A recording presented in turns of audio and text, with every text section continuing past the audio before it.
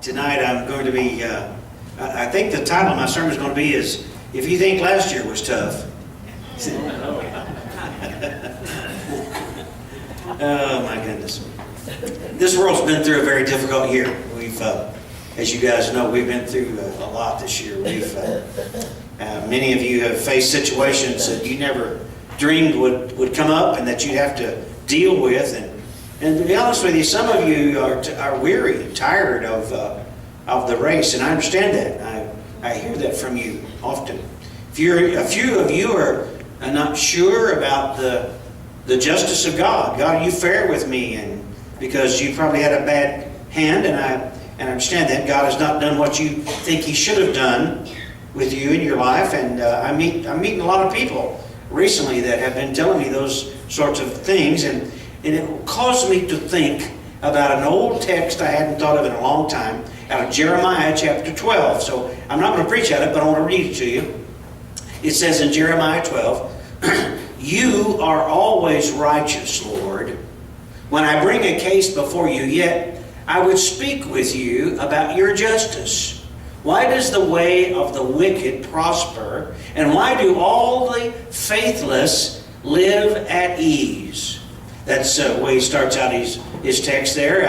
And he's saying, you are really great, God, but I hear a but coming, don't you? When you read that, I think, okay. He said, boy, you really are a great God, but, all right, so here comes the but.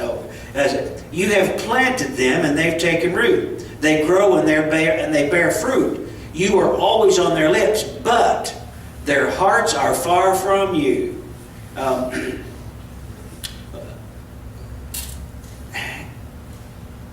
He said that there are some folks that, Lord, they talk about you all the time. They brag on you, Lord. They've always got something good to say about you. But he said, Lord, the truth of it is their hearts are far from you, even though they talk good. Let's keep reading. Yet you know me, Lord. You see me and you test my thoughts about you. Drag them off like sheep to be butchered. Set them apart for the day of slaughter. Well, this Jeremiah said, Lord, how about killing them? Lord, it'd be okay with me if you just took those bad people out of my life and dealt with them. And then verse 4, how long will the land lie parched and the grass in every field be withered? Because of those who are in it are wicked. The animals and the birds have perished. Moreover, the people are saying, He will not see what happens to us. And then God's going to answer Jeremiah after Jeremiah gets through whining about how difficult his life has been. Then God's about to answer Jeremiah, and he says this, Jeremiah, if you have raced with men on foot, and they have worn you out, how can you compete with horses? If you stumble in safe country, how will you manage in the thickets by the Jordan? So God says to Jeremiah, okay, Jeremiah, you've been through some tough stuff, but there's some more stuff coming. It's not going to be as easy as you think. The worst is not over. Wait till you see what's coming next year. Now, I'm not a prophet. I don't know what's coming next year. But as I look around our nation, as I look around our world, and I'm seeing a lot of turbulence. A lot of people are angry and upset, and there's just all kinds of things going on. And I'm worried that we may be having a difficult year ahead of us, a difficult time as we transition into new sorts of leadership and new sorts of things. I suspect we're going to have some problems. Tonight I'm going to keep going in the book of Luke. I intended to change subjects, but as I begin to prepare, the Lord said, no, said you're not done with Luke. So we're going to keep going here till He tells me to move on. It says in the 14th chapter of Luke, one Sabbath when Jesus went to eat in the house of a prominent Pharisee, He was being carefully watched. Now, if Jesus could be caught in some controversial issue, if these Pharisees could find Him doing something that was against Judaism, against the traditions of the Jews, well, they would have grounds for an argument against His Messiahship, and they would have something they could say about Him. In fact, they could just ignore the fact that He said, I'm the Messiah. They could ignore that, because if they could catch Him in something, they could discount him and not have to deal with him. They were hoping that he was not the Messiah. They were hoping because his interpretation of the law had been difficult for them. He had put the Pharisees on notice, and he said, this is you've gone all into tradition, and you've forgotten the law of God. You've forgotten the prophets, and he talked about that a lot in the other chapters in Luke. Then verse 2, there in front of him was a man suffering from, I don't know how your Bible calls it, dropsy or swelling of his body. I looked it up because this kind of intrigued me, and what this man was suffering from is called the dropsy, or what we would say he had some watery swelling. Something on his body was swollen up, and it was watery looking. So Jesus asked the Pharisees and the experts in the law, is it lawful to heal on the Sabbath or not? And Jesus was... Now see, when Jesus asks a question, please understand, he's not looking for information. He already knows. He's not asking. He's asking to know, what do you think? He's wanting to let you answer him so that you'll understand more about yourself, because God already knows the answers. If he's going to ask you a question, he's not looking for information. He's looking for you to look deep inside your life. And so that's what he asked this man. He said, is it okay to heal on the Sabbath? Now, verse 4. But the Pharisees, they remained silent. So taking hold of the man, he healed him and sent him on his way.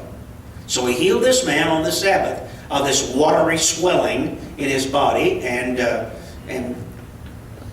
just to try to see what these Pharisees would say about it. Now, if you're feeling tired of the battle and you want a little time of rest and restoration, I think I need to remind you of what Jeremiah taught us, and to not give up. To not, in other words, we need to stay in the fight. Each of us should be getting stronger in the Lord every day. Are you getting stronger in the Lord every day? Are you growing in your faith? See, the test that you passed in 2016, and many of you passed some marvelous testing, well, it's just preparing you for bigger tests to come in 2017. So I want you to be aware, this is not the time to coast. This is the time to seriously double down on our race that we're in. So I guess what I want to ask and I want to preach just a little while tonight about is, okay, so how am I going to run with the horses in 2017? How do I go on? How do I build on what we did in 2016? How do I grow on those tests and learn from those things? But how do I go on in 2017 and to my greatest strength and running with the horses in 2017? Well, verse 5 is going to start answering our question. And he's going to say this. Then he asked them, this is Jesus speaking to those Pharisees, he said, if one of you has a child or an ox that falls into a well on the Sabbath day, will you not immediately pull it out? And they had nothing to say. As I thought about that and tried to answer the question of how do I run strong in 2017? How do I do what I'm called to do this next year? I came up with this idea that I've got to figure out or identify what my highest held priorities are. I've got to figure out what they are and go with them full bore. I've got to figure out what it is that means the most to me, and then put all I've got into that very thing. See, a child in danger is our highest priority. I mean, we'd stop church. We would, no matter what we're doing, where we are, we'd stop what we're doing. We'd go help a child. A child fell in a well. I mean, something like that happens. Everybody stops what they're doing. Everybody runs and helps the child, because that's priority number one. We don't have to question that. We know that's our priority. And so we've got to figure out what our priorities are. And he says, if one of your animals, I know you farmers, and some of us are busting ice right now, so our cattle can drink out of the ponds, and sometimes the cows won't wait on us, and they'll walk out on the pond and fall in. And so what's our highest priority if an animal falls in the pond? We do everything we can to get him out, because we don't want it to die. That's what we do. So Is church attendance important? You bet. Yes, it is. And we make it a priority to be here every week. But what is more important than church attendance or religious activity? What is it in your life? And what is it? You see, there are some situations, there are some emergencies that will come in the way of that. And I'm not trying to say, don't go to church. I'm trying to say, yeah, it's a priority. But man, there's some more important things for us even this year in 2017 that we need to be doing. There's nothing more pressing than the reality of eternity and preparing for that place in heaven. So something that I learned years and years ago that has meant a lot to me, and it was this little statement. It says, don't let good keep you from the best. Don't let good keep you from best. And if we're not careful, we will go for and do good things. We'll focus on good things, but we will let the good things keep us from doing the best things. I'm trying to tell you to come out of your ruts and to not just automatically jump, but find out from the Lord, what is it that's my highest priority in 2017? What do you want me to do next year? Where do I go? What is my passion in 2017? And when you find that, then we're to go for that with all we have. Don't let good keep you from the best. See, running with the horses means we identify with our priorities and then we go straight after them. Well, let's keep going, because how am I going to run with the horses in 2017? Well, figure out what's important to me, to us, to you, and go for it with all you've got. Number two, you need to forget about your ego. You need to let your pride, your ego, get rid of it. Don't let it be involved in your life. If you want to run with the horses, if you want to stay fully charged after the Lord, you've got to not be so prideful. You've got to consider humility. You've got to do the things that will bring that old mean green dragon of pride down in your life. Let's read what happens here in verse 7. Now when he noticed how the guests picked the places of honor at the table, he told them this parable. Now remember, Jesus is in this highfalutin, high-paid, holy man Pharisee's house. He's having lunch with them. And he said, Jesus noticed how people walked in and they picked certain places to sit at the table. Now, you guys know that when you come to my house, I've got a chair that I sit in. And everybody that eats in my house, they know that's where Papa sits. So I sit in my chair. And it's not a place of honor, it's just that's where I sit. And so, but when you go to a banquet, there's a head table somewhere. And Jesus is going to say to you guys, now, when you go into something like that, don't go and sit at the head table. Let's just read about it. He says it better than I will. When someone invites you to a wedding feast, do not take the place of honor. For a person more distinguished than you may have been invited, and if so, the host will invite both of you, will come and say to you, in other words, the host will come and say to you, give this person your seat. Then humiliated, you will have to take the least important place. But when you're invited, take the lowest place, so that when your host comes, he will say to you, friend, move up to a better place. Then you will be honored in the presence of all the other guests. For all who will exalt themselves will be humbled, and those who humble themselves will be exalted. 2017 is going to be a year that's going to test every one of us. It's going to test us. If we continue to grow personally in our families, in our churches, in our communities, if we make 2017 the year we need to make it, and the Lord is going to lead us into this year, we've got to put our own pride and ego aside.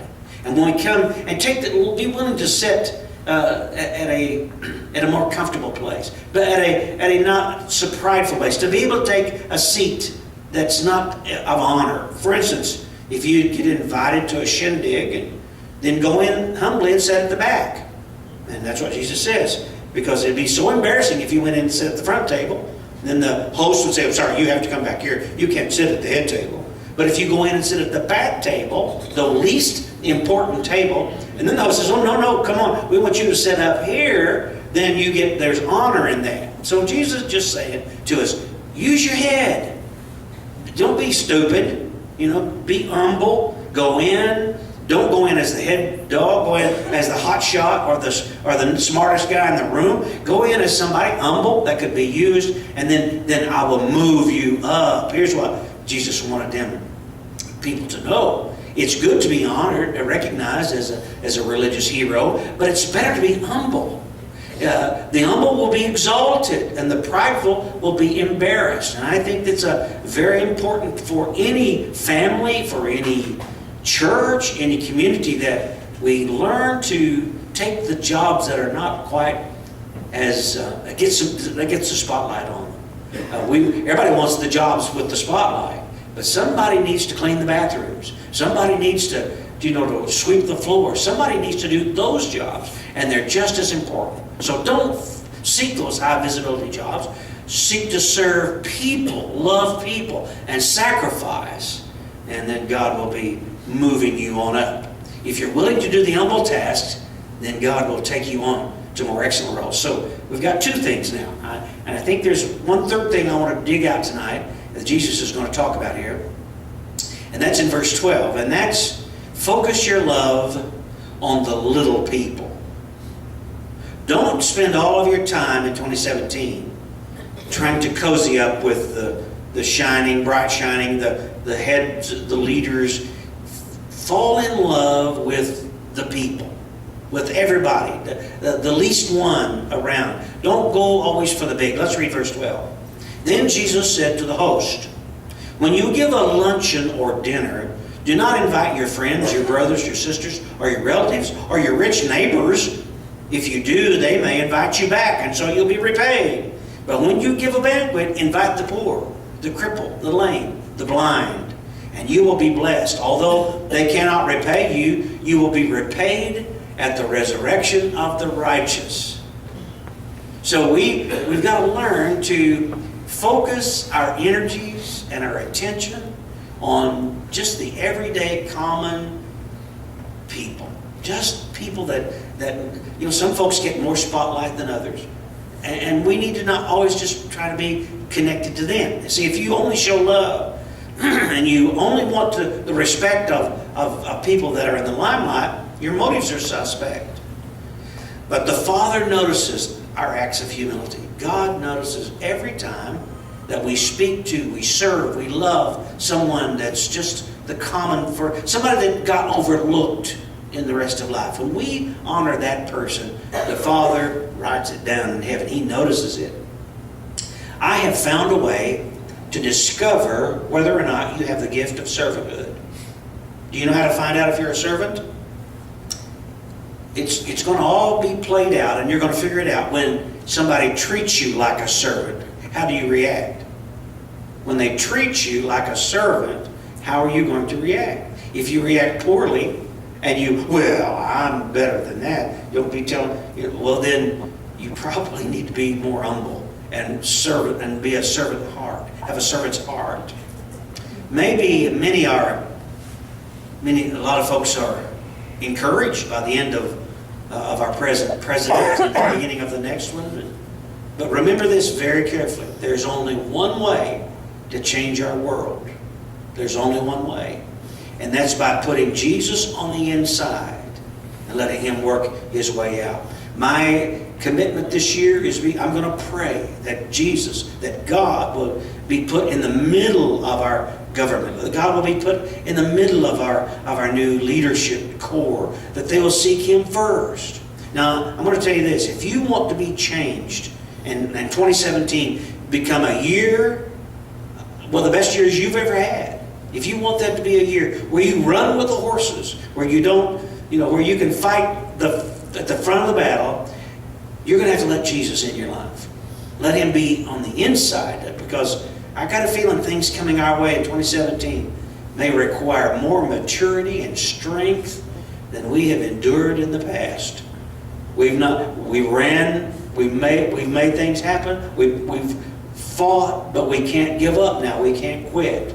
Let Jesus have control of your life, and you can run faster. You can pray harder. You can give more. You can talk less. You can serve more. You can seek the limelight less. I think in 2017, If you want to run, we got to get serious and get real about our lives. It's not a time to seek pride and ego.